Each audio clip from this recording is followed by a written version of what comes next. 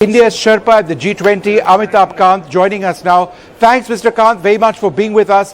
My first question to you, how did you manage to get several countries around the world to accept or understand the Ukraine-Russia issue? Well, Vishnu, this was about close to 200 hours of non-stop negotiations. And, the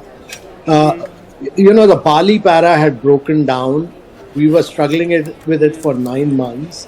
So in the Sofa Talk meeting, we just took a plain screen and I scribbled down about 15 principles which we should follow. And then all the Sherpas joined in and gave their perspective on it, and all of them we took.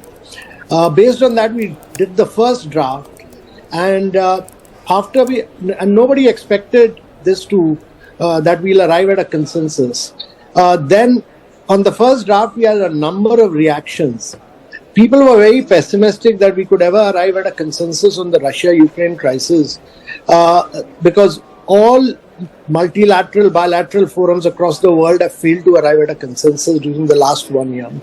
Then from that first draft, we started with that comment. We went to the second draft, we went to the third draft. But I think after that, the bilateral meetings with each country, important thing was to draw the red lines of each country. We drew the red lines of each country, and then we worked on a draft, and then several rounds of negotiations, and with bilaterals with each Sherpa. But I think the important thing that really worked was that I was working in partnership with the Brazilian Sherpa, the South African Sherpa, and finally I got the Indonesian Sherpa together. So it became a joint proposal of 4 emerging markets.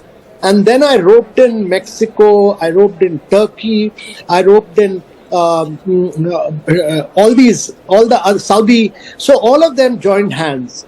And because there was so much of pressure from the emerging markets, because our concern was that for us, development, growth issues are far more important than the war issue.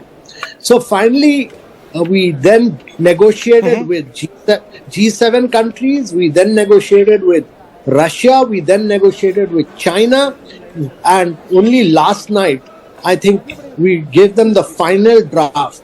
We took it to the last minute, gave them the final draft, and at that Sherpa meeting, I've told them that this is the final draft, because I've discussed with you in over 200 bilaterals about 5 different drafts. This is the final document which we have produced, which is progressive, which is based on UN principles, UN charters. Either you take it or the deal drops. And I also told them that if anybody has an objection to this, your leader can go and talk to my leader, which is the Prime Minister. So I pulled the weight of the Prime Minister into this at that time. As the Sherpa, I pulled the weight of the Prime Minister. I said, I will not discuss anymore. I've done 200 rounds of discussion. And if your leader feels strongly about it, go and tell the Prime Minister of India. And my leader has given me the direction to do that. This is a perfect draft, and we've taken care of every country's concern, and it's very critical. We will not have a split para, we will not have a footnote, we'll only have a consensus. And that's how it worked, and today morning all countries fell in line and they all joined and collaborated with us. So that has been the driving force. But I'll tell you the story on another day at greater length, because I have to just zip for another meeting.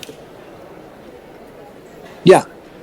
No, 1 second. I have another question to ask you, but you've also achieved something very important. You have ensured that Russian food exports will be promoted. In a sense, if the word Russia was included in the document, then Russia would not have signed on. But there's an incentive for Russia in this particular context, and it's a win-win for all sides. That's my interpretation. Is that correct? The important thing to understand is that while we are not condemning or deploring anything, we are forcing everybody to go down to the UN principles, UN charters.